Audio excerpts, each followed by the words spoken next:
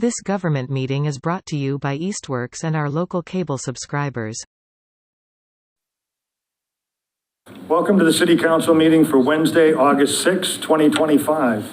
The meeting tonight is being recorded and broadcast on eMedia Charter Channel 193 and live streaming on their webpage, easthamptonmedia.org. Councilors and participants in this meeting are gathering hybrid on the order extended until June 30, 2027, allowing us to do so. I remind both the members of the City Council and the public participating remotely to remain muted until recognized by the City Council President.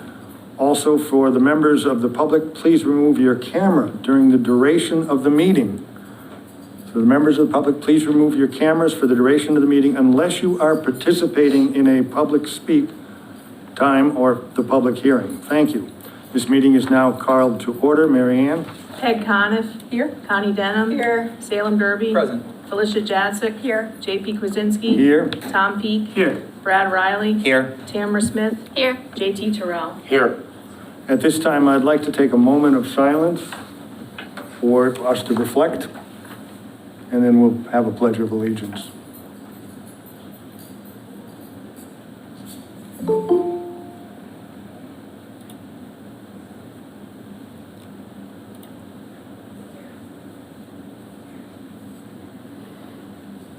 Thank you. Those who choose to stand for the Pledge of Allegiance may do so. I pledge allegiance to the flag of the United States of America and to the republic for which it stands, one nation, under God, indivisible, with liberty and justice for all. I pledge to do my best to achieve. Thank you. We have minutes of June 18, July 9, and July 15. Thank you, Mary Ann. That is very good. I would entertain a motion. So moved. Second. What's the motion? To approve the minutes? Oh, yeah. Oh, okay. Yeah. She made the motion and I seconded. Oh, and you seconded. Great. Anyone who cares to abstain because they didn't attend any of the meetings may feel free to do so. Tamara for Oh, I wasn't here on July the 15th. Everyone else was here. Mary Ann? Any further discussion? Oh, just that Tamara was absent from the July 15th meeting, if she'd like to abstain. Okay, no other discussion on the minutes? We'll take a vote. It doesn't have to be roll call. You just do a voice vote. Voice vote. Because we're all here. Yes. Isn't that wonderful? All those in favor? Aye. Any opposed? Any abstentions? I'm abstaining from all votes unless there's a tie. So we have I'm just abstaining from the 15th. abstaining from the 15th. Aye otherwise. Thank you. Public comment. At this time, we do take public comment, and we will allow up to 3 minutes for any member of the public to talk about any subject, and we will start with those who are in the audience and have attended the meeting at this time. So please, when you come to the podium, clearly state your name for the record and address so that we know who you are. Kathy Wazinski, Overlook Drive. I wanted to express my frustration over a records request that I submitted recently. Rather than getting the actual records that I requested, I received a letter from an attorney that said it would cost me $54,000 to get those records. And that was actually only for a portion of the records that I requested. That is neither reasonable nor, those are public records. The records that were requested, they should not be costing a taxpayer or anybody $54,000 to access those records. And I would hope that something would be done about that. I will be appealing that decision. There was some discussion that would take about 2,000 hours to process them so they could be redacted, so that anything that was in those records that might be reasonable to look at would no longer be there. And that is actually illegal. So I would hope that as a body, this body would look at how we're processing records requests to allow citizens to actually look at records and not have them so heavily redacted. Thank you. As a matter of policy, we do not generally respond directly to anyone's comments. We do ask that you contact any member of the council, including myself, should you have further follow-up or request information, and we'd be happy to get in touch with you, any one of us, should that be the case, either by telephone or email or in person. Anyone else on public speak here? Okay, do we see any hands raised? Yes. I do see a hand. Julie Ryan, if you could unmute yourself, please. Julia Ryan, I apologize. Hi, this is Julia Key. My screen name still says my maiden name, Julia Ryan. I live at 7 Loudville Road. I've been a resident there for the past 15 years. Oh, if your discussion is about the measure before us for the public hearing, we're going to hold the public hearing section later, unless you need to speak now because you have other duties and responsibilities. Okay, so I would ask that we confine, so I can wait. We confine our public speak to public speak other than what's on the public hearing, and the traffic orders are on the public hearing. I apologize if I didn't make that clear. Okay. Thank you. Anyone else for public speak?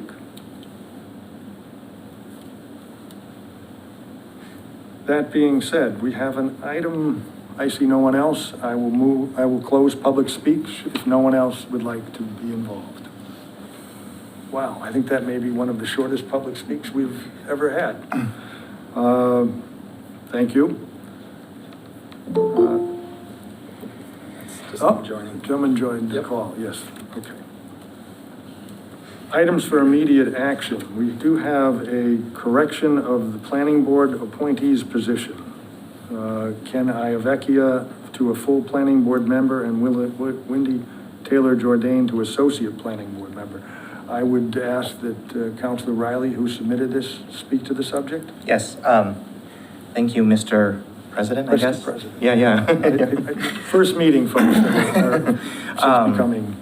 So I ask the full council for immediate consideration to amend the vote at our previous city council meeting to appoint Wendy Taylor Jordan to a full member of the planning board with a term expiration date of December 31st, 2025. As you've seen in the council packet, on April 22nd, 2025, then Mayor LaChapelle recommended the appointment of Ken Iavecchia, who is the current associate member of the planning board, to become a full member of the planning board. This is evidenced by the letter sent to Mr. Iavecchia on behalf of the mayor and the corresponding signed mayoral appointment memo that was to be introduced into new business for our May 7th, 2025 meeting. So at some point between the mayor's office sending that letter and it being introduced into new business, Mr. Iavecchia's paperwork was lost and we never officially voted on it. So I want to be clear, this is a very rare mistake. I don't think in the entire time I've been on the council this has ever happened. So nobody is to blame for it. It's just simply an act of good governance for us to correct the error. So as you may recall, in years past, there's a small number of boards within the city that offer an associate member position. Where the full member and associate member position differs is when the appointment to a board requires extensive knowledge and a demonstrated experience with the governance of the city's business before they can cast votes on agenda items. The only exception to this rule is if the associate member's vote is required to achieve quorum on a vote. As a standard practice in the city's appointment process, when a vacancy on such a board occurs, the associate member is moved into a full member role and the newly appointed member becomes the associate member. In the business before us, Mr. Iavecchia, who has been a member of the planning board since before most of us have even been on the city council, myself included, should have been rightfully promoted to a full member back in May of this year, shortly after the passing of Danny Hartman. Wendy Taylor Jordan should have been an associate member on the planning board. And then finally recall that people who are appointed to the seats of boards and committees, the seat has the expiration date. So the motion that I am making for you all tonight is inclusive of the correct expiration dates for each of the appointees. I would move to amend the vote at our previous meeting that was appointing Wendy Taylor Jordan as a full member of the planning board with a term expiration date of December 31st, 2025, and make the following corrections. That Ken Iavecchia become a full member of the planning board with a term expiration date of December 31st, 2025, and that Wendy Taylor Jordan become an associate member with a term expiration date of December 31st, 2026. That's in the form of a motion. We have a motion and a second. Do we have any discussion on the subject from any of the counselors? I do have some questions. As you know, it's very atypical. It's not something that is normally done. And I apologize if I missed it. Did you say you had reached out to the parties and spoken with them so that both parties understand what would be done tonight? I would reach out to both of the parties and explain to them what their, well, I suppose I'm happy to do it. I don't know if the standard practice would be for the chair of appointments to do it. There is no standard practice. But I would be more than happy to explain to both members to clearly delineate what the difference is between the associate and full member, so that way they understand going forward. It certainly seems to me to make sense, and as long as they understand clearly our intent in the process, and that was what would have happened had it occurred in the normal process. So that being said, any other discussion? I'll entertain a vote. All those in favor? Aye. Aye. Opposed? Abstain? Motion passes. Thank you. Thank you. And we'll say I'm glad to see this resolved and brought forward. It's the right thing to do. Communication from elected boards and officials, commissions. Looks like school committee. We do have a member of the school committee, the chair of the school committee, Laura Scott. So please, if you have communications for us. I'll keep it brief because I see you want to start your public hearing at 6:15, so we'll try to roll through this. Good evening, everyone. I'm here tonight. My name is Laura Scott. I'm the chair of the Easthampton School Committee, as Councilor Krasinski mentioned. I wanted to bring forward to the council's attention that at our last school committee meeting a few weeks ago, we voted in support of the city charter being amended in such a way that it would adopt the full text of Mass General Law, Chapter 44, Section 32. So I'm going to take a thumbnail second just to walk the public through what this request means. In the Mass General Law, they basically lay out a template for those cities who decide to adopt a home rule charter and how to govern their budgeting process. Chapter 44, Section 32 lays it out pretty clearly. We already operate in a nearly identical manner to that, with the exception of one paragraph that we have left out that the school committee would propose that we consider adding to the function of our charter for better governmental operations moving forward. So the section that we would propose adding would essentially allow the city council the authority under a certain set of circumstances that I'll explain in a second, the authority to increase school-specific spending during the annual budgeting process. Only school-specific spending, and it would have to come to them in this form. The school committee would have to take a vote. That vote would have to pass with a majority to make such a recommendation to the city council. So let's say, for example, there is a situation where the school committee passes a budget recommendation that winds up being in excess of the mayor's recommendation, which is the only public document that typically makes it forward to the city council for consideration. Historically, you have been,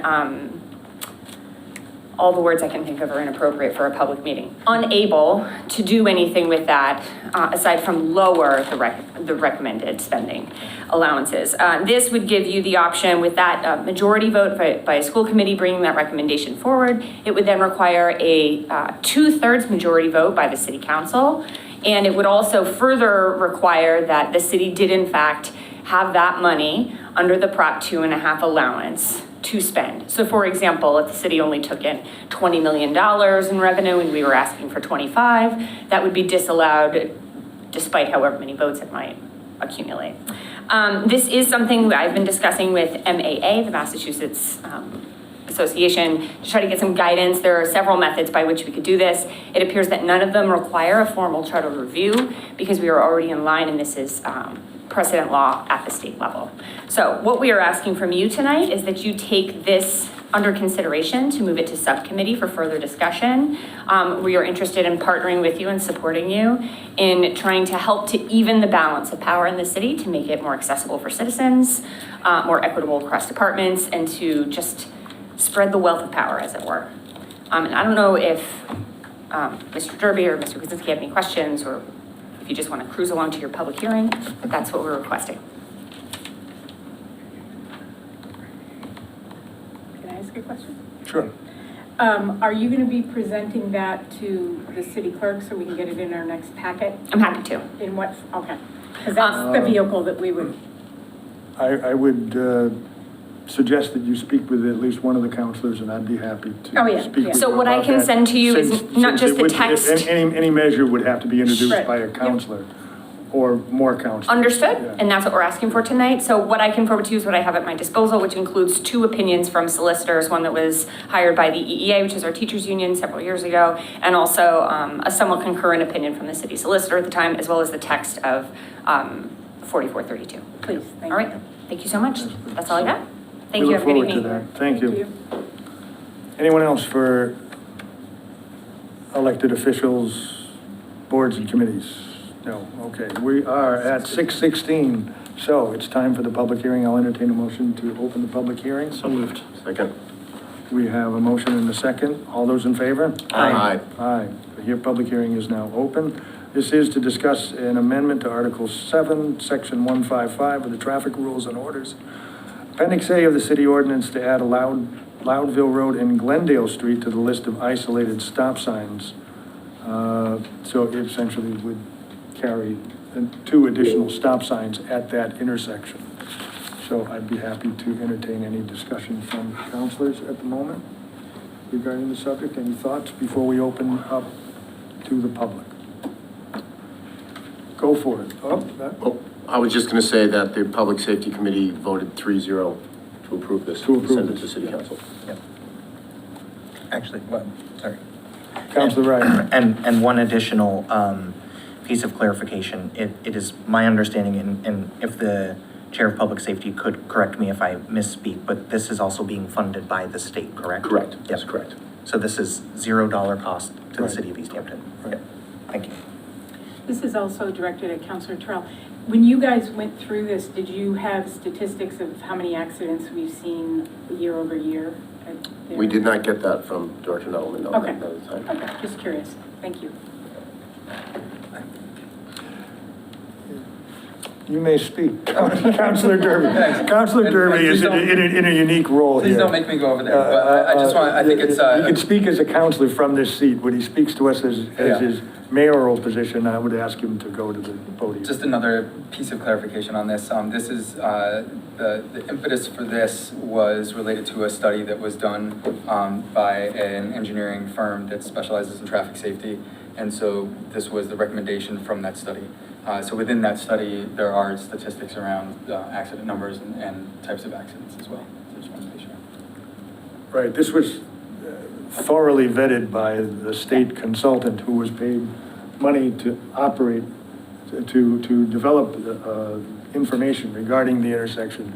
They did directional, the little lines in the road where you measure everybody's traffic, and so this was very well designed.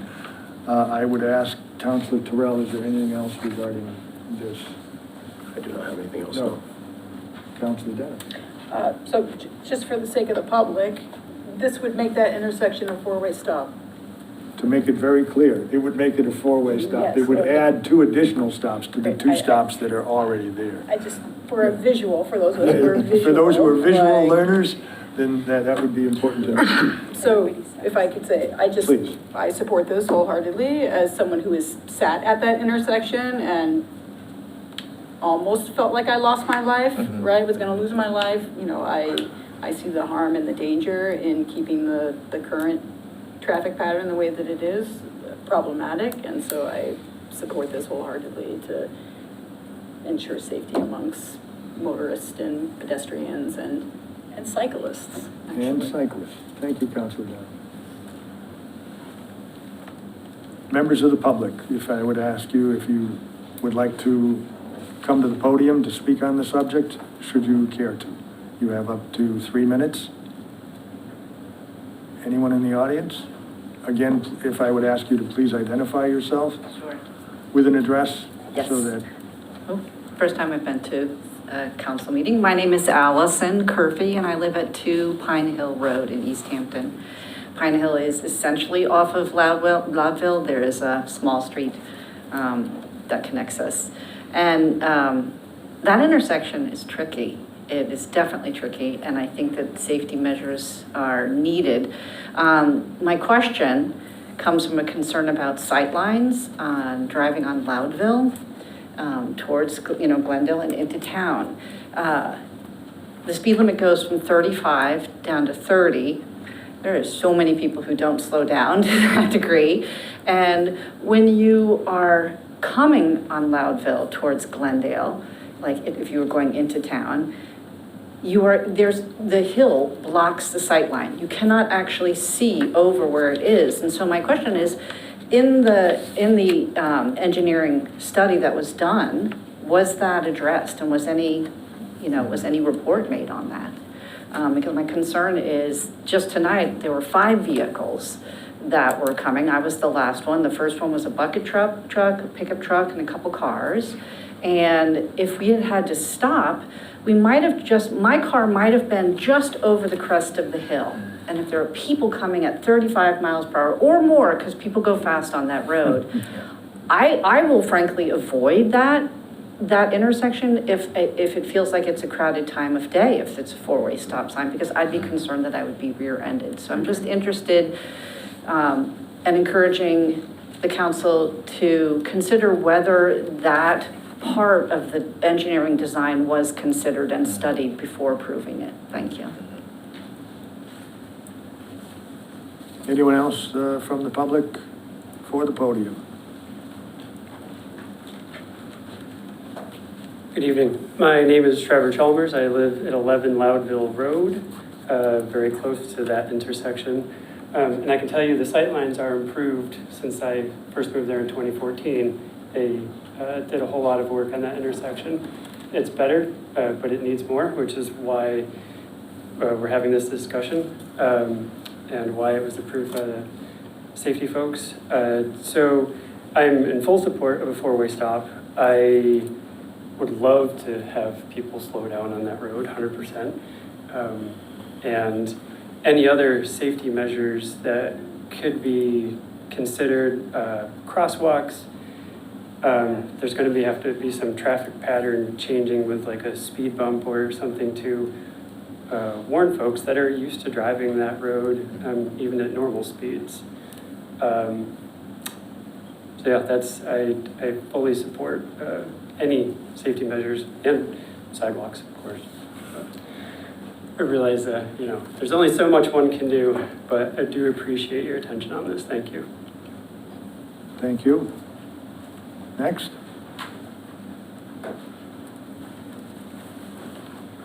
Hi, Bruce Bowman, 202 Pomeroy Meadow Road in Southampton.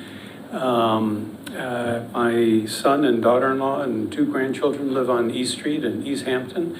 My wife and I help take care of those grandchildren, and I go through that intersection multiple times a day.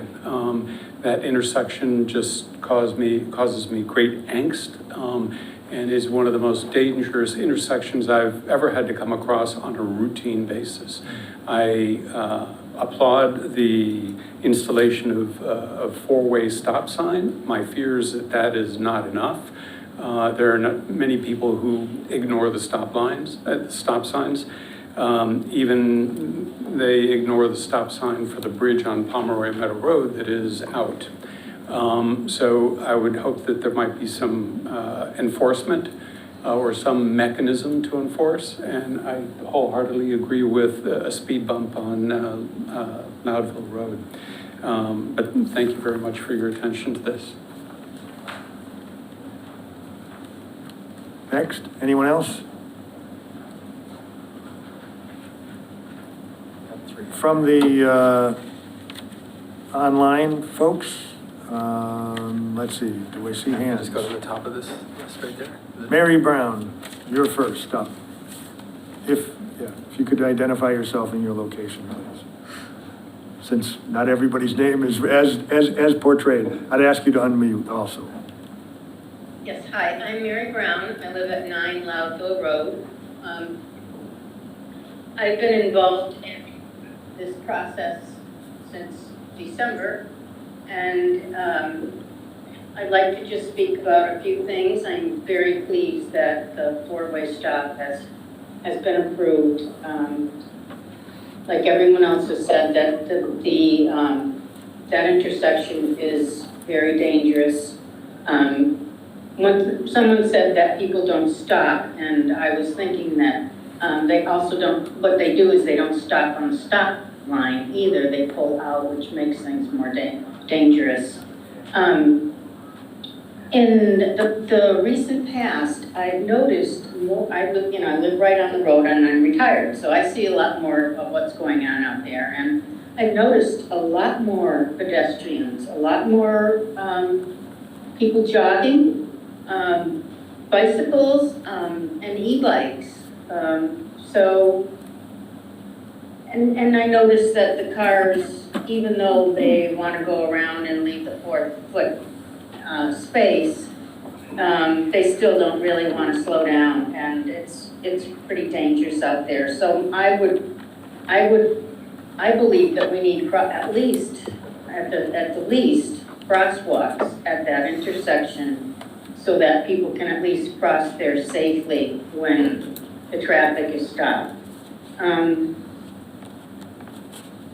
And I am concerned about what will happen once the four-way is up and running. I wonder how the drivers coming down Loudville Road will be notified that there's a dangerous, that they have to stop. Because right now, people are flying down there at who knows what speed and going right through the intersection.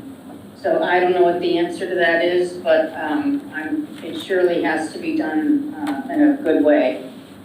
And last of all, I want to just talk to you about an accident that I saw down there. It was a number of years ago.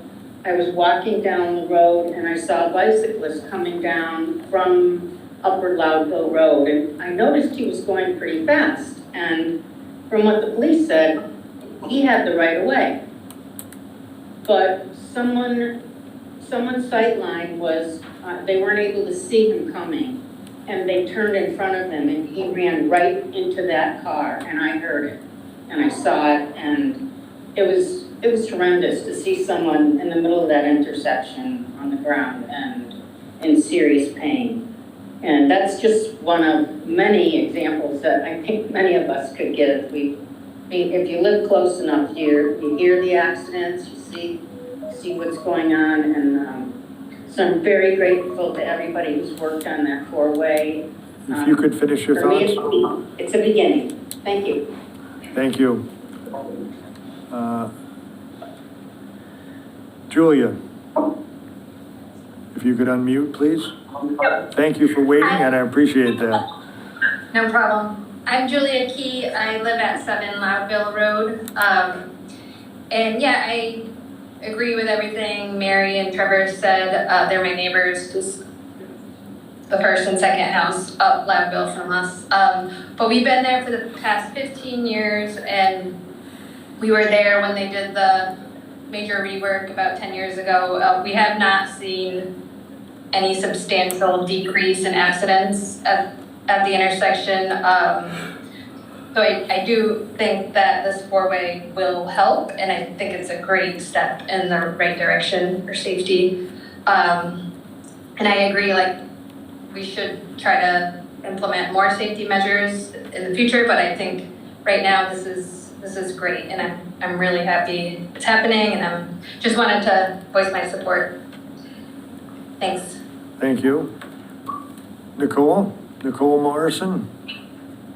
Hi, I'm Nicole Morrison. I live at 239 Loudville Road. I too has been part of this effort since November when my children's school bus that was full of children was hit at that intersection.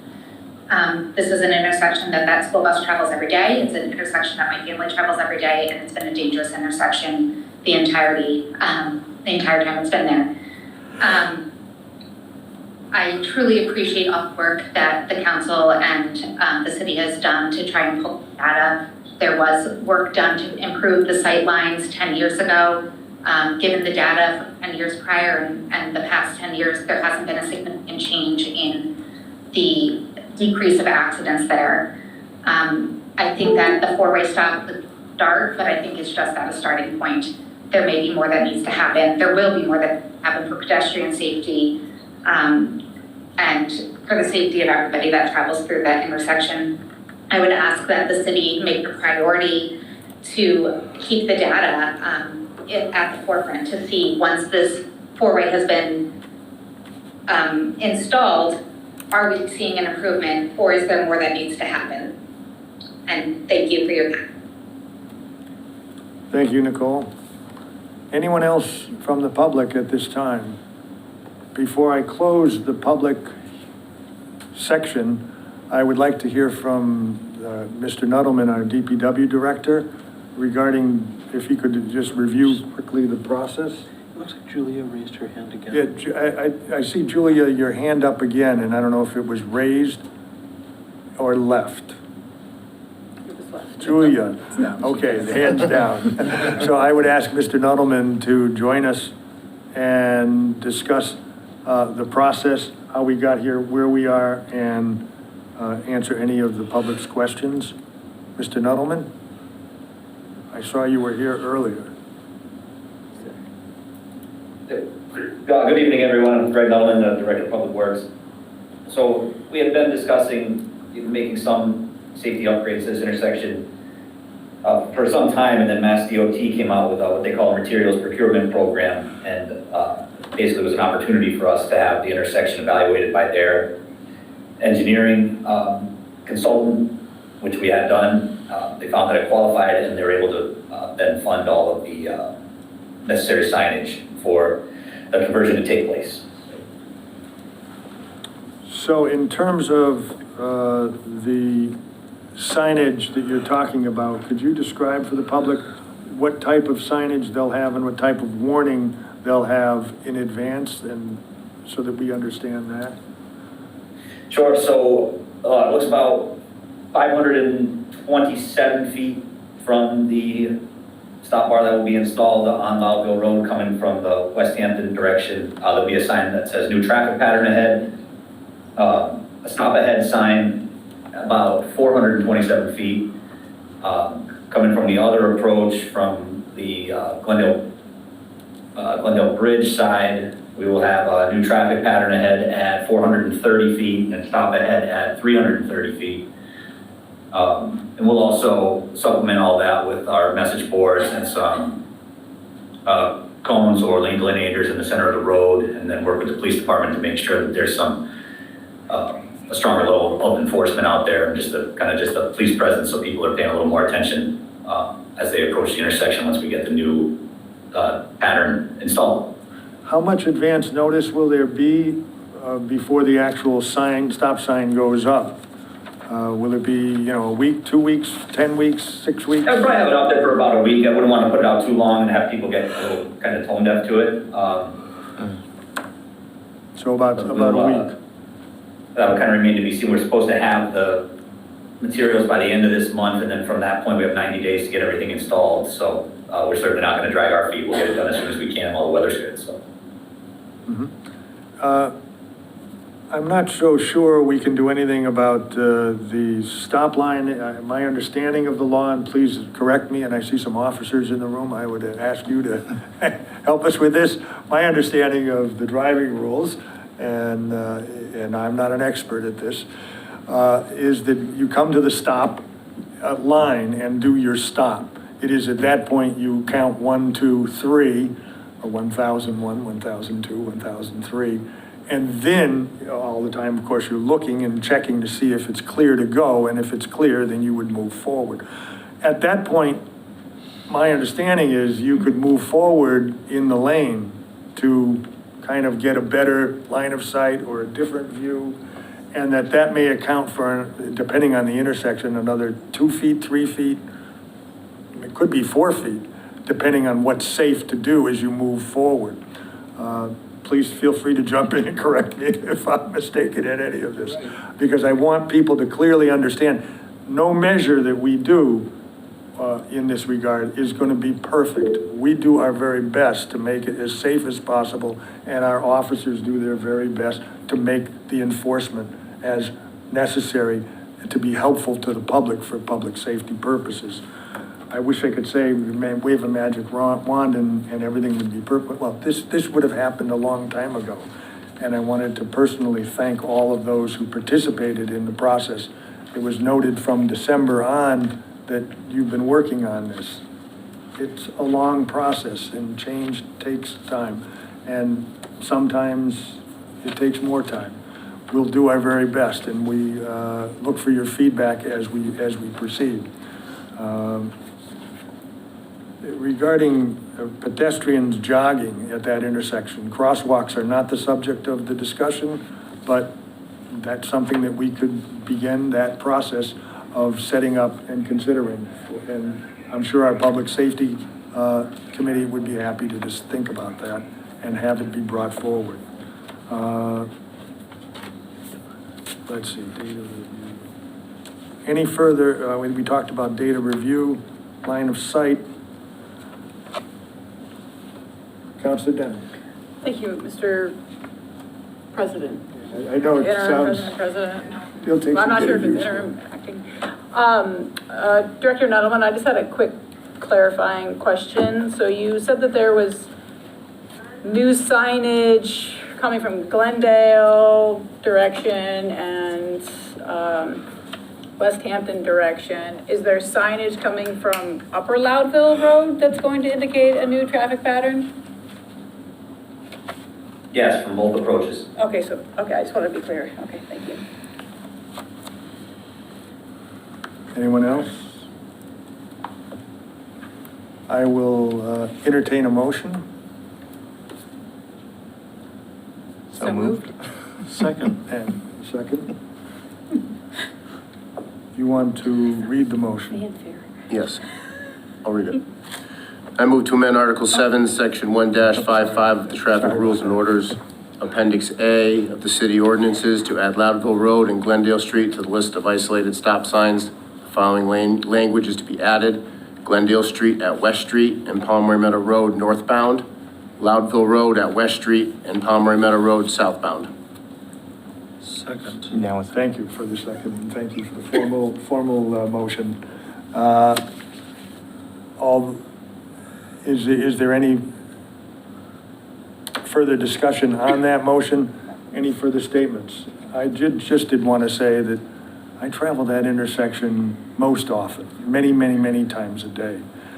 And I've been waiting for this day. It is long in coming. We all recognize that. And we acknowledge, however, the improvements that occurred many years ago. I believe it was 2015 when those improvements occurred. And the road was resurfaced and regraded and all sorts of changes. This is another opportunity for us in the city to move forward for further improvements. And we ask the public to please do your very best. When you come to the stop sign, always to be cognizant and look. No further discussion. I would entertain, I would go to a vote, call the vote. All those in favor? Aye. Aye. Opposed? Abstain. This motion passes unanimously. Sorry, Councilor Derby.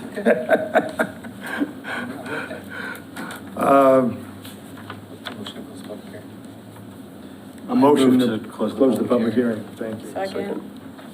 All in favor? Aye. Aye. Opposed? Abstain? Motion passes. This hearing is now closed.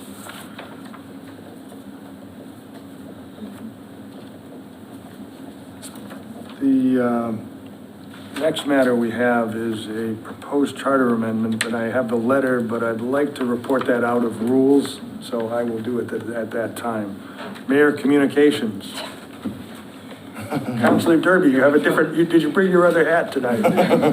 I got it. Good. Okay. Good evening, councilors.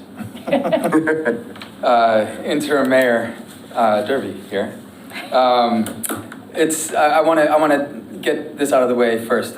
My first report to the council is some really good news.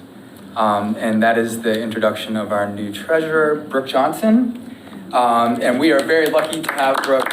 I know she had an amazing high school education, and I imagine the rest of it was really good too. But she comes to us at a really important time, and we're really happy to have her on board. And I wanted to make sure I introduced her first so she could leave, because it's been a long day.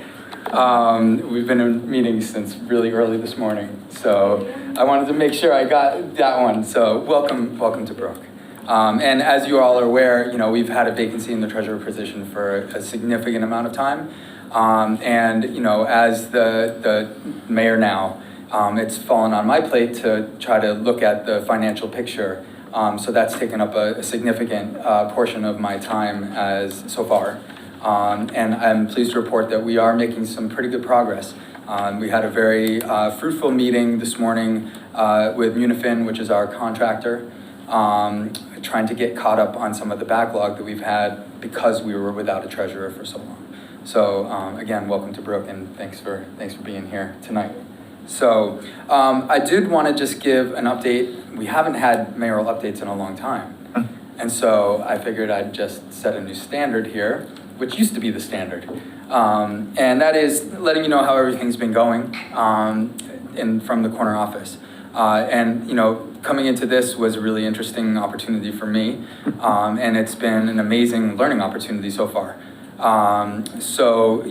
Basically the start of this transition, what I did was I called all department heads and met with every single department head. And after those meetings, I'm pleased to report that we have an amazing team here at City Hall. And those meetings were really fruitful. And, it was really enlightening for me to sit down with each department head and kind of take a snapshot of where they are and what's going on, what challenges they're facing. And I feel like it was a really good opportunity for us to have a little bit of a reset before the next reset. One of the things that I'm here to do is to make sure that we are on a stable and consistent track. And that was my message to the department heads, was stability and consistency is the key during this transition time. And I know that with transition, there's a lot of stress, there's a lot of angst, there's fear. And that was my goal, was to try to alleviate as much of that as I could. And try to get everybody on a track where we can really move forward in this interim time, not lose any progress, but maybe even make a little progress. This time has not been without challenges. As some of you might have heard, we the group trust that we use for health insurance for the city is facing difficult times. And we basically, in order to keep the trust solvent, we had to, our representative had to vote to approve a 20% increase for this year. $1.4 million is the number that I have to keep in my brain right now, because that's a liability that we have not planned for. And it is on our table right now. It's an interesting role shift to step from behind there to here, and to have this dropped in our plate right off the bat. So this is a big one. So just to keep you all in the loop of where we're going, is we're taking a hard look at what options we have, and how we can make sure that we keep consistency for our staff and their benefits if the trust becomes insolvent. And what do we do in that situation, and what plans are in place? So right now we're making these contingency plans to make sure that we're prepared as we move forward, and that we're ready for whatever happens. So I just wanted to make sure everybody was aware of that. Now, I did want to bring something to the council's attention. And, you know, I think it's an important thing for us to be as transparent, because when I'm sitting back there, I want to make sure that this side of the table is as transparent as possible and as clear. So there was an incident at City Hall where we had a vandalism and a break-in. And that prompted the previous mayor to initiate a security upgrade for the city building. And part of that was a new camera system in which we would have cameras pretty much within the building and outside the building to cover all of the areas. Now, this is where it gets a little complicated. Part of that system that was approved is something called an LPR. And an LPR is known as a license plate reader. And I know that there's many of us that are concerned about intrusion of privacy, the use of data to identify people, and to, you know, the abuse of license plate cameras, which, by the way, are pretty ubiquitous in the world. And they're connected to mainframes and systems that are shared between many law enforcement agencies. So when I found this out, I wanted to make sure that we were going to be as clear and as upfront as possible. We created, myself and Karin, our IT director, looked at policy. Our police department does have a policy for LPRs and not sharing that data outside of the city or within emergencies like Amber Alerts and Silver Alerts and different emergencies. And in fact, this technology can be, if it's used properly, can be used in a way that is very helpful to law enforcement to solve crimes. So I'll give you an example. A license plate reader was accessed after one of our officers noticed a suspicious car in front of somebody's residence. And they didn't stop and check, they just said, they took note of the type of car. Turns out that car was a car that had been committing break-ins. They remembered the color and the type of car that it was. They went to one of the license plate readers and were able to type in that color and that make. And they were able to track down someone who has been going during the days to multiple communities in our area and breaking into people's houses while they're at work. And they were able, so there is a benefit to this type of technology. However, as the interim mayor, I wanted to make sure if one of these cameras was installed at City Hall, that we were going to do as much as possible to safeguard personal information and to insulate from the misuse of this type of technology. And so the policy, which you should have in front of you, basically spells out for that, and all of the video that is here at City Hall is going to be running through the IT office and is going to be kept by the city. It is not going to be accessible to any other entity other than the IT department here, unless the police department requests a specific time, date, stamp, there's an incident and they need it. This is not information if the license plate reader, which is going to be installed out at this intersection. So if a car ripped through our parking lot, hit a bunch of cars, and we said we want to know what vehicle that was, we would be able to access our license plate reader that information, that video is stored in IT downstairs. It is not shared with anybody else unless there is a warrant or unless it is requested by our PD and approved by IT and the mayor. So I felt like that was an important piece of this process because I wasn't comfortable just installing one that was going to be accessible to whoever wanted this information. I wanted to make sure that this information was safeguarded in a way where we felt like we had control over it, and you could really make the argument that this is not an invasion of privacy. This is not going to be misused unless something drastic happens and we lose control of our IT department. So I just wanted to, this is a point of information, but I felt like it was important enough to bring it to the council to make you aware of this, because I know that we don't like surprises. And this is something I didn't want to be a surprise. But I also felt like since we were keeping it within this building, I didn't necessarily need to have it go to committee and have the council vote on it, because I felt comfortable that this was going to be safeguarded, but I also wanted to make sure that everybody was aware. And so that will conclude my mayoral report. I'm happy, if you do have any questions about this, I am happy to field those questions. If you have concerns about it, I'm happy to address those concerns. And I am not against having this go to council for review. I just didn't necessarily think it was necessary at this time. So and if you have any questions, I'd be happy to answer questions. I can do that too, I think. I wanted, first of all, to thank you for being transparent and bringing it forward to the full council. I think that's definitely the appropriate process and one I'd like to see more of. So thank you very much. Councilor Riley. Thank you, Mr. Mayor, for that update and for your transparency. I really appreciate this.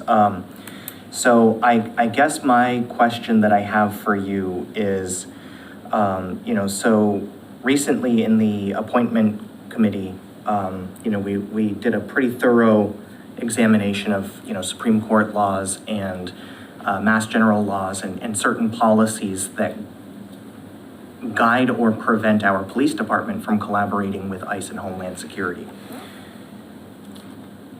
Do those laws and policies also apply to our IT department? That is to say, could somebody here in the community who is sympathetic to ICE and wanting to torment our residents of color and from different cultures to just overload our FOIA request process to get access to license plates merely for the transmission of information to ICE agents? Do you kind of understand what I'm saying? That I know that the police department has very clear guidelines of what they can and cannot do, and they can be decertified at the state level if they violate those policies.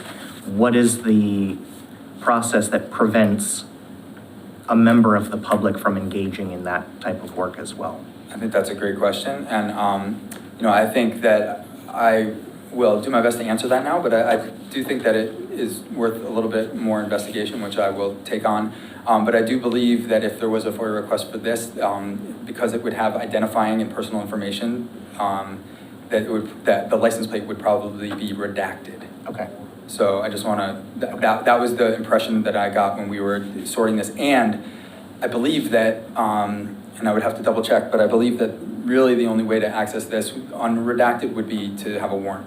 Okay. Or to have permission from the mayor and the IT director, say if there was an incident and our police department asked for it. Yep, okay, all right, understood. Thank you so much. Yep. If I may just add something to that, I would have thought that our welcoming community ordinance covered that subject matter and dealt with every employee of the city is subject to the welcoming community ordinance that we've passed a while ago and reaffirmed by the mayor recently as an expression of this community's efforts to protect those vulnerable from unwarranted information transfer. So I would think that played a role too, but I defer to the mayor. Councilor Yadzak. Councilor Jadzak. Jadzak. Mr. Mayor, I'm curious about the section that's titled Retention and Storage. Yeah. Where it's listed for the minimum that we can retain this information, or the footage rather, but there's no maximum.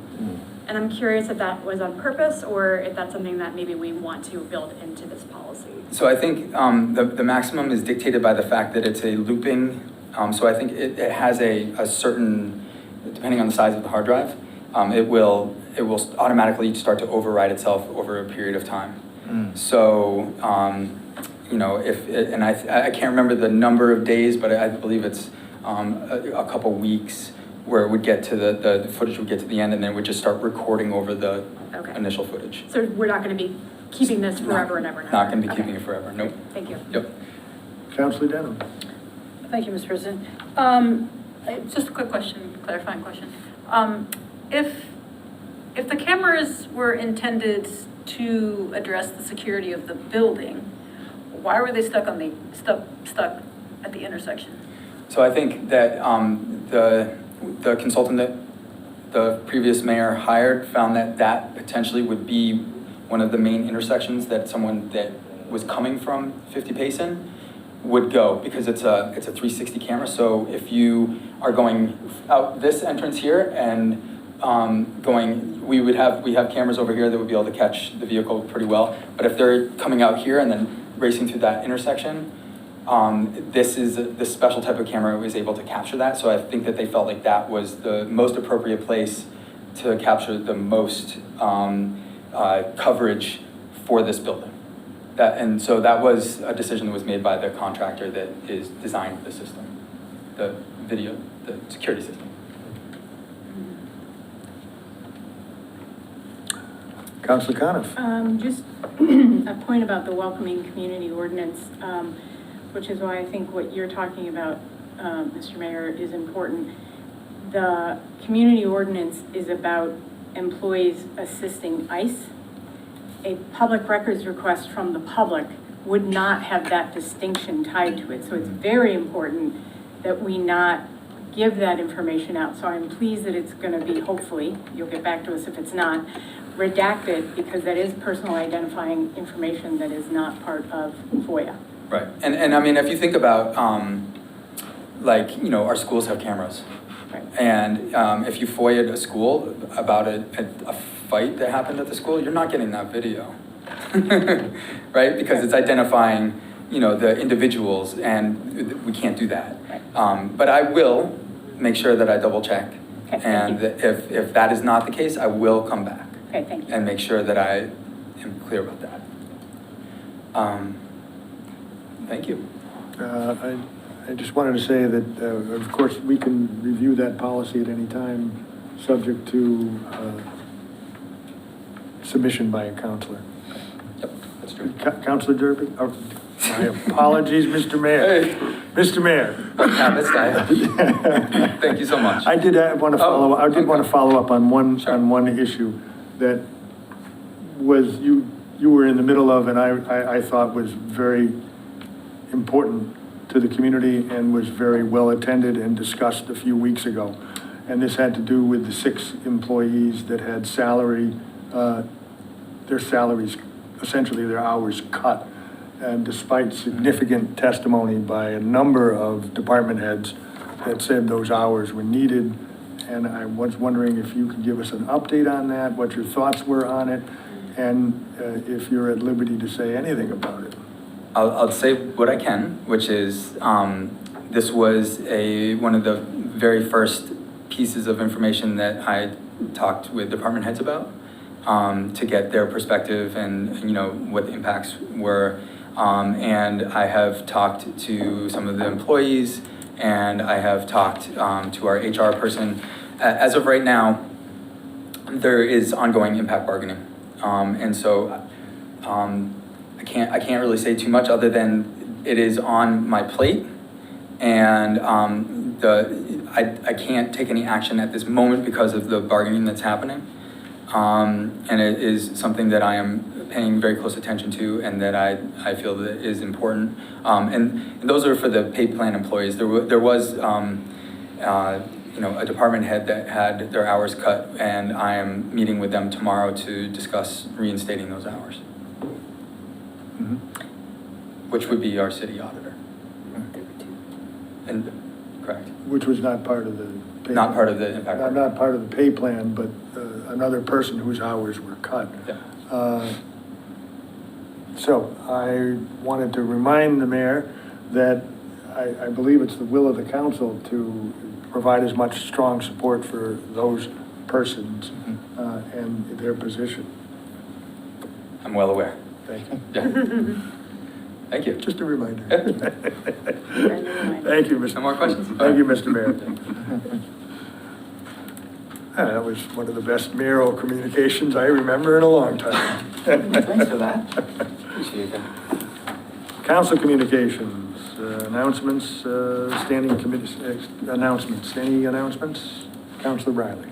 Yes, thank you, Mr. President. I just wanted to remind the council and the public that on August 25th at Millside Park, there's going to be a candlelight vigil and some speaking from members of the community who have been impacted either personally or within their family from the scourge of addiction.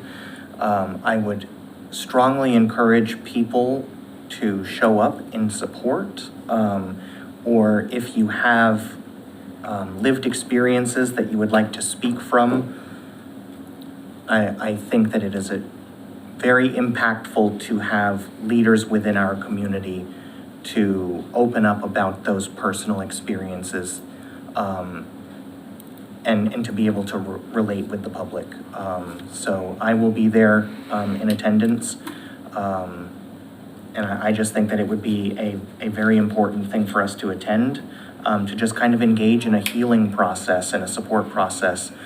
We don't get many opportunities these days to do that type of work, and we're sort of surrounded by, the bureaucracy of what is just happening in the world today.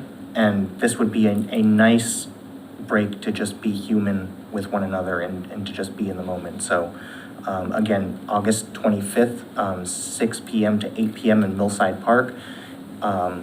If it rains, then we will be moving indoors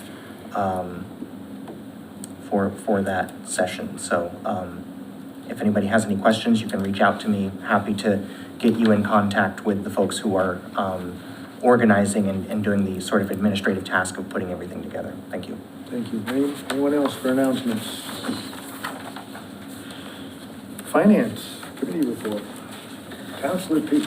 Thank you, Mr. President. So Finance did not meet in an entire month, which I don't know the last time that happened. We didn't have any, it was the new fiscal year, we didn't have any appropriations.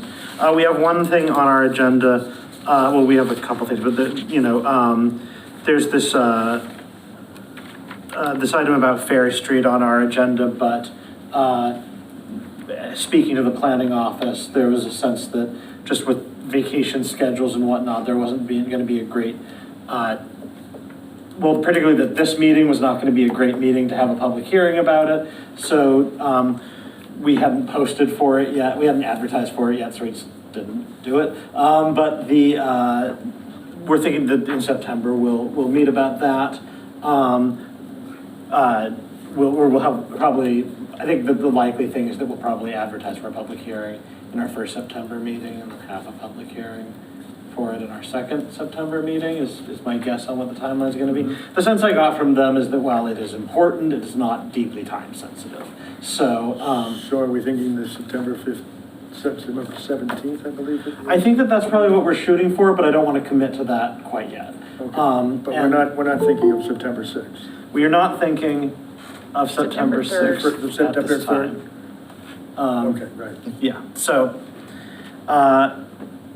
Okay, good. Thank you.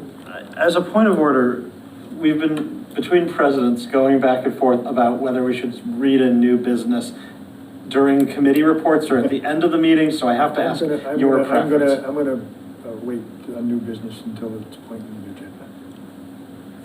We'll take it up until the end. Okay, very well. If that's okay. In that case, all I'll say is that we are going to meet at 5:30 on Wednesday, August 13th, to discuss the items that we will be reading into the record, or on reading on from new business at the end of the meeting. So that's our regular meeting time. Regular meeting time. Thus concludes. Wednesday, August 13th. At a week from today, 5:30, yeah. Good. And this concludes. Public safety? We have not met since our last meeting. I do say I'm very happy that passed unanimously for the four-way stop. I also live very close to that intersection and travel on a daily basis, so anything done safety-wise there is certainly welcomed, certainly long overdue. We do not have another meeting scheduled. I will coordinate with Councilor Kwasinski, who is newly on the Public Safety Committee now, and Councilor Riley. We will be meeting before the next City Council meeting, but we will coordinate what that date will be. And thus concludes. This concludes. Appointments. Who will be delivering that? Councilor Thank you, Smith. Mr. President. We have not met since the last meeting, and we have no new business. No new business. That concludes? This concludes. Okay. Ordinance. Councilor Denham. Thank you, Mr. President. So we have a couple things to address this evening. First being the short-term rental zoning ordinance amendment. In your last packet, there's an item that needs to be sent to the planning board, and that is to include section 2 within definitions, definition of short-term rental. And additionally, we need to include in section 5 use regulations, we need to add Easthampton table of use, which includes short-term rental, and then there's a shift in the numbering of those. These were pretty straightforward, and the committee voted unanimously to send these to the planning board.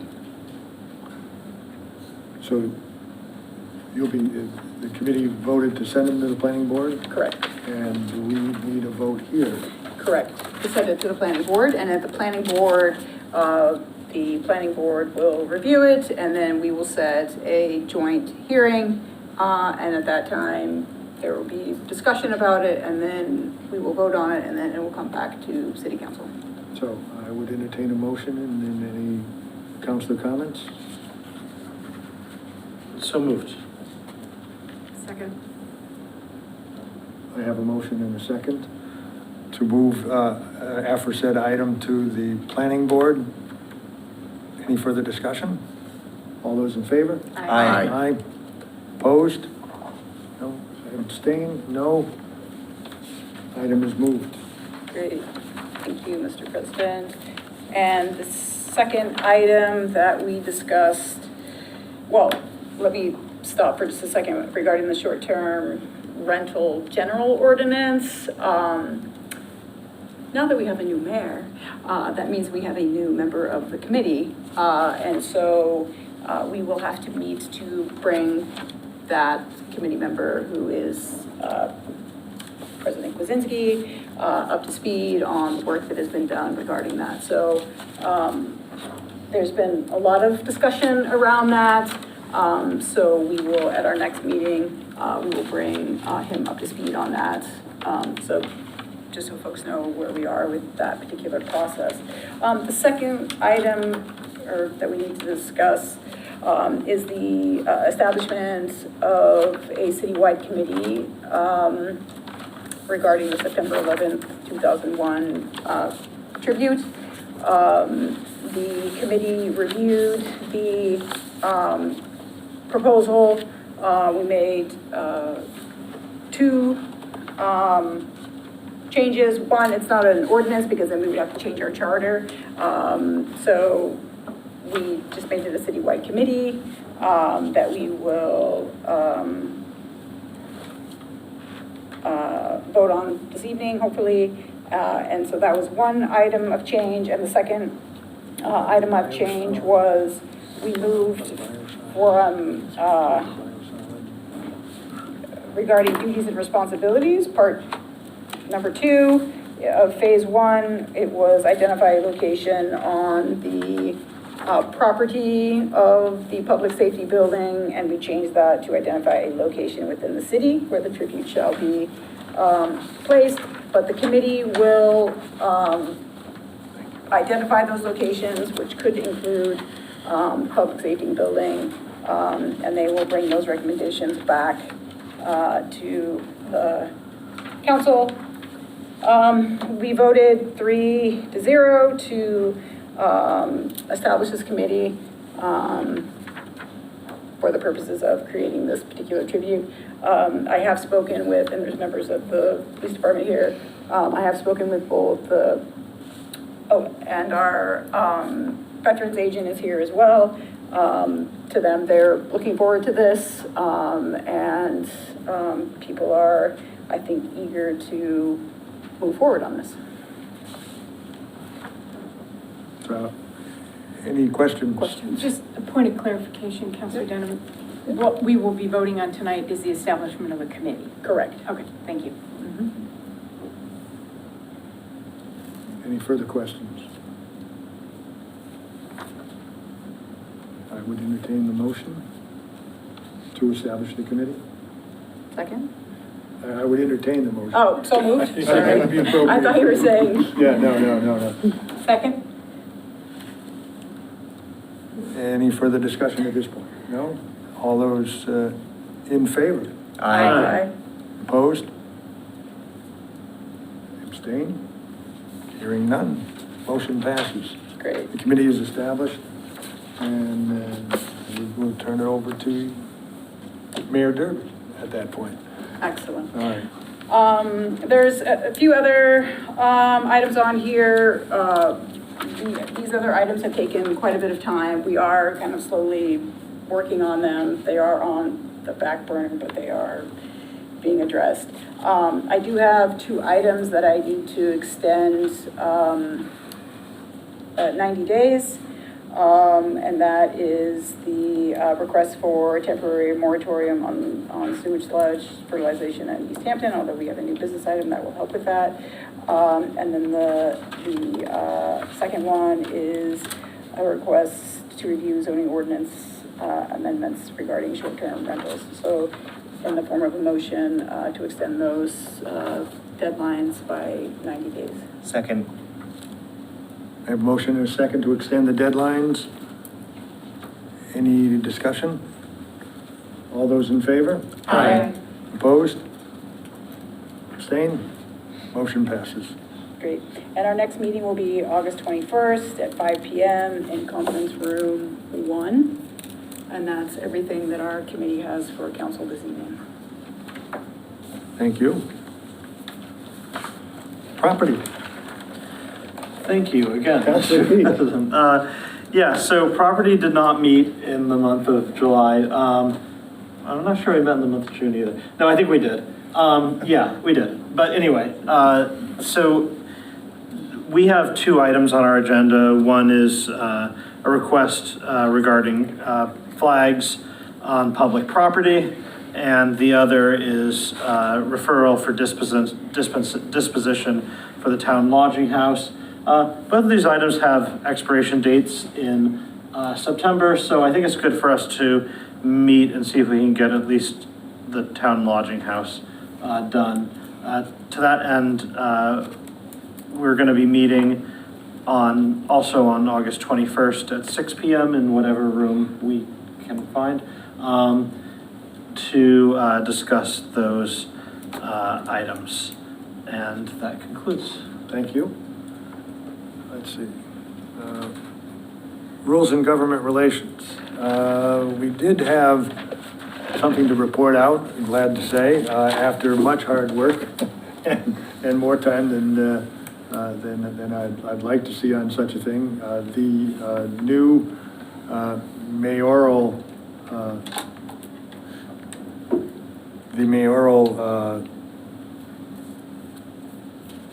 amendment request. The changed for when we can establish the compensation for the mayor. So that will be brought forth in a public hearing at our next meeting. So I would like to be able to schedule that public hearing, but in the meantime, in order to assure transparency with any charter amendments, I wanted to be able to give a quick reading of the proposal so the public could be informed about that and participate fully in any changes to the charter.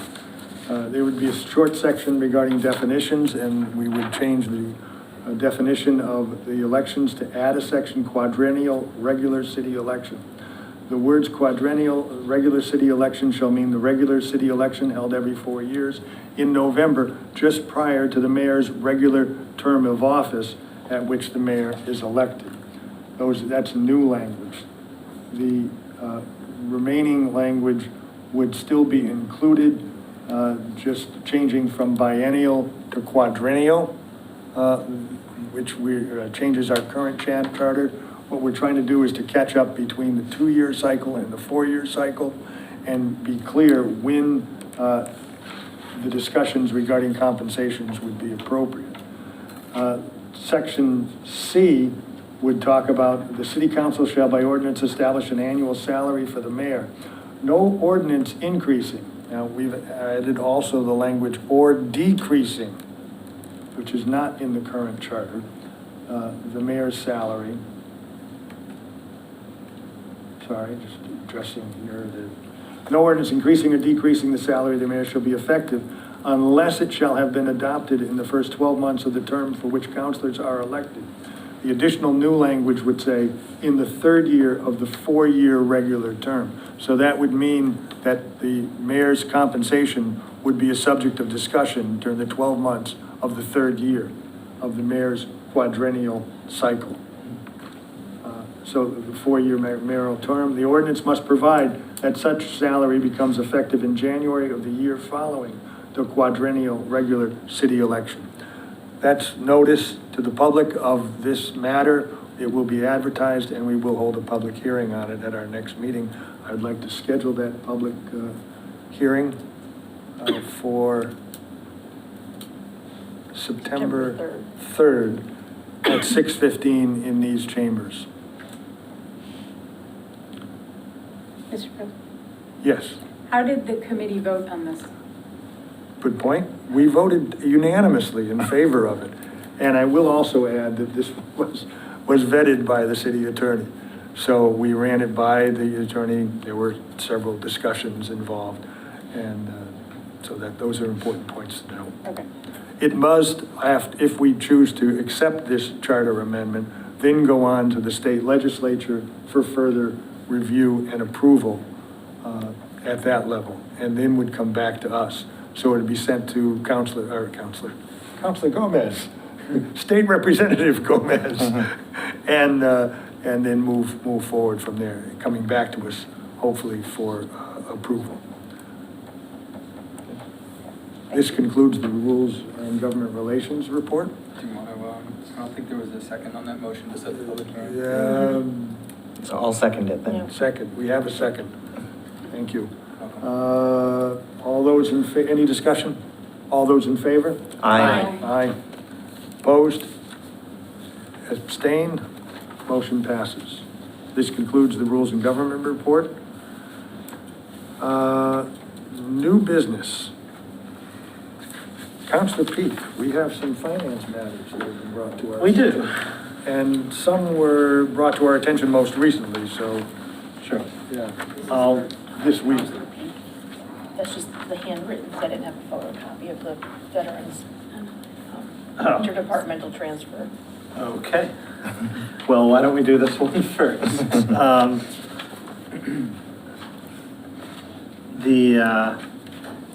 do this one last. I'll just do them in order on the agenda. That makes more sense.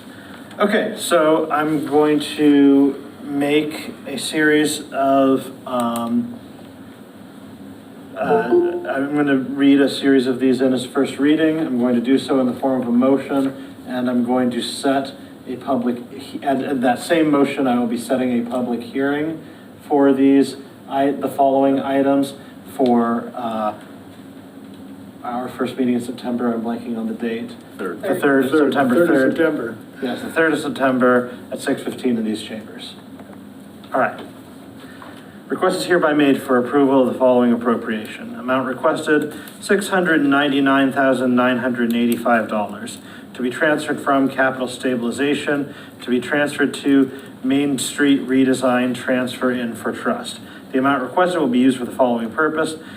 This appropriation will fund the design of the reconstruction of Main Street from Northampton Street to Park Street. The project will include water and sewer utility upgrades and redesign of the signalized intersection at Union Street and Main Street. The funding will carry the project through 100% design and keep it on track to receive over $9 million in funding from the Massachusetts Department of Transportation, Transportation Improvement Program for construction in 2028. Okay, next one.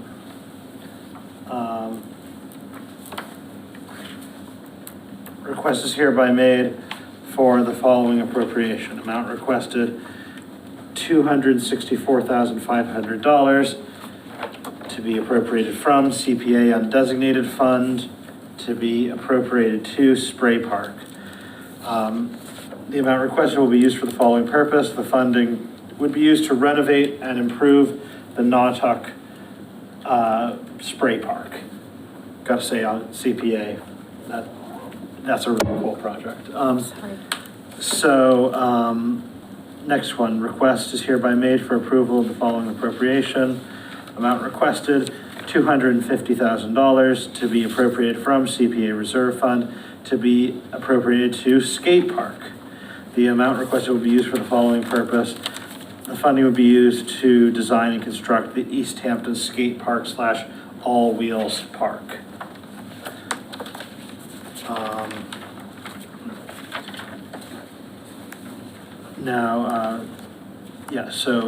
This is another CPA one.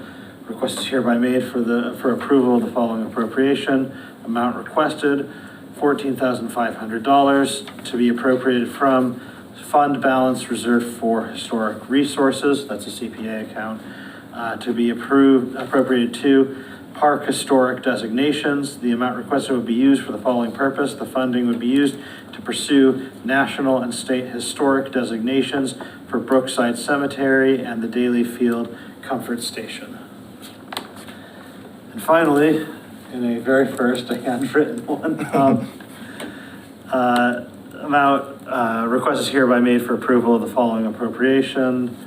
Amount requested, $8,641.20 to be transferred from veterans cash benefits to be transferred to principal clerk salary.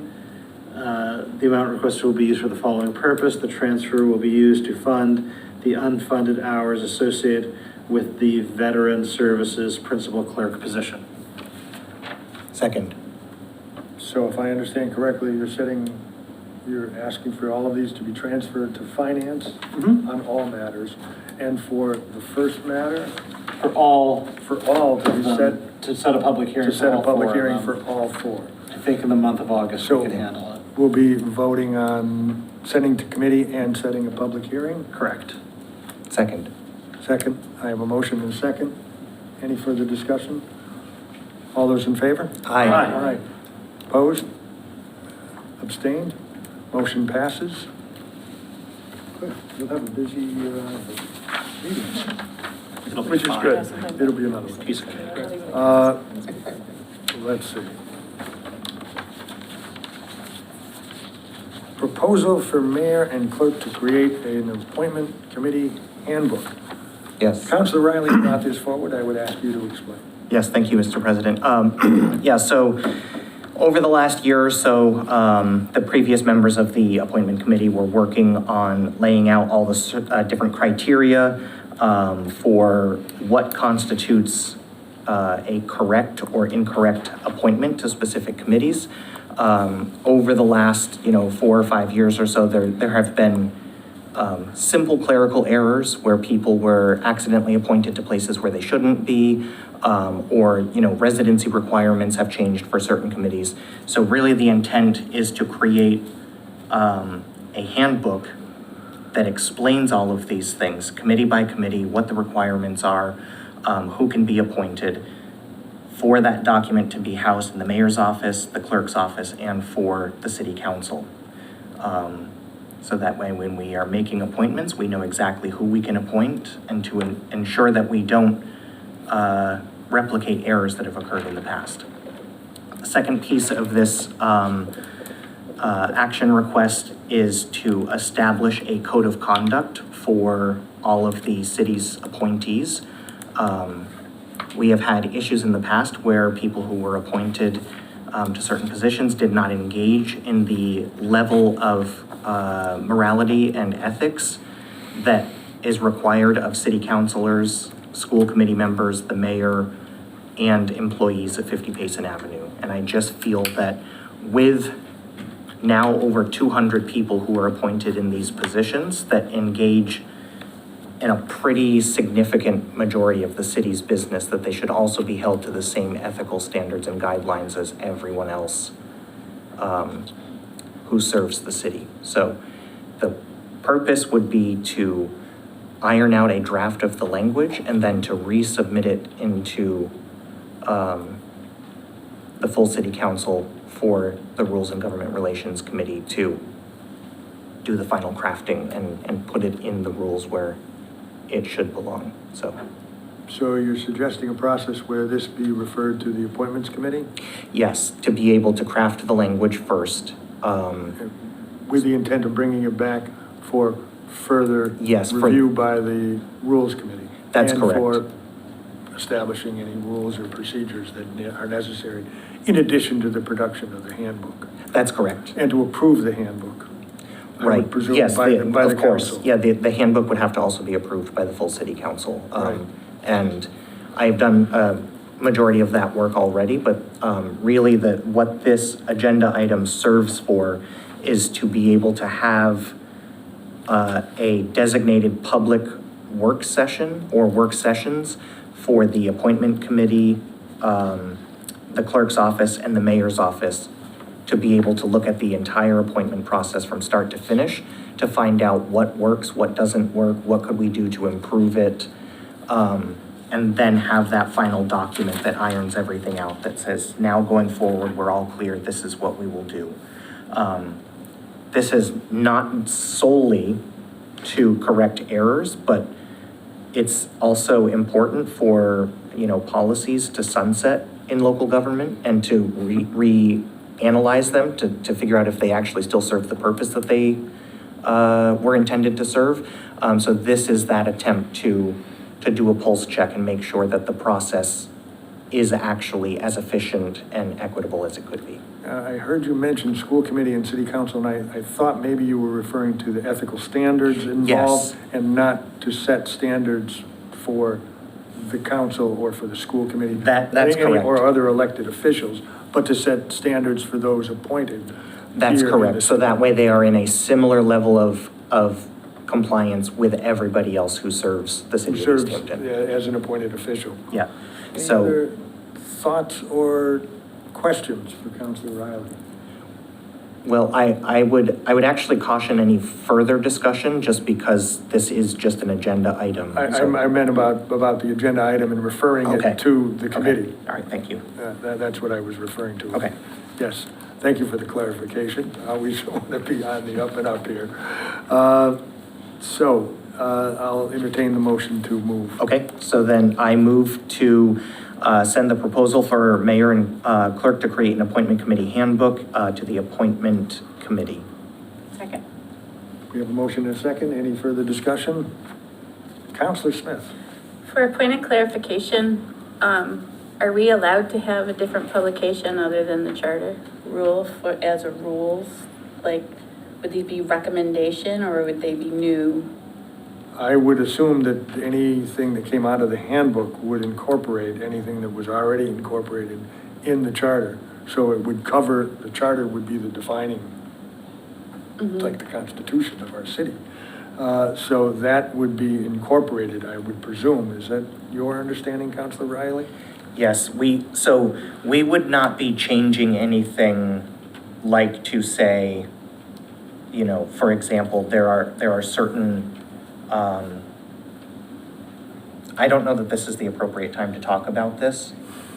This literally is just introducing a new agenda item, so what I'm cautious of right now is I don't want to answer any further questions without potentially violating open meeting law because this isn't an agenda item for Let me think discussion. about that for just a moment. I agree with you. I was hoping that we could just simply say anything that would be produced would be within the realm of following. How about this? I would be happy to answer any counselor's questions via email, or they could come to the appointment committee meeting to do that. That sounds fair to me. Anybody else? Good. The motion and a second? Yes, we have a motion. Motion and a second. Councilor Smith. Anyone else for questions? All those in favor? Aye. Opposed? Abstain. Motion passes. Okay. Thank you, Councilor Riley. I have introduced a motion, and that is a proposal prohibiting the application of biosolids on municipal property. It is in the form of an ordinance, which I'd like to refer to the ordinance committee. I will do a brief introduction of it, and I wanted to state that as the public becomes more aware of health hazards of forever chemicals, PFAs and PFOAs associated with the use of treated, otherwise known as biosolids, or untreated sewage sludge, states and communities are beginning to take steps to protect their citizens from the dangers inherent in the application of biosolids on soil.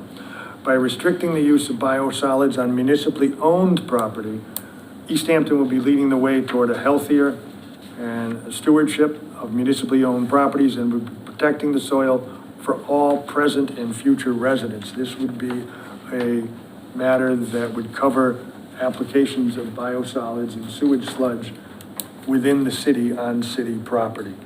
I would ask if there are any questions at this point, and then I would like to refer that to ordinance if I may. We have a motion and a second. Any further discussion? All those in favor? Aye. Opposed? Abstain? Motion passes. Well, without no further ado, I would entertain a motion to adjourn. Second. All right, I have a motion and a second. A rapid second, that was quick. Any further discussion? All those in favor? Aye. Opposed?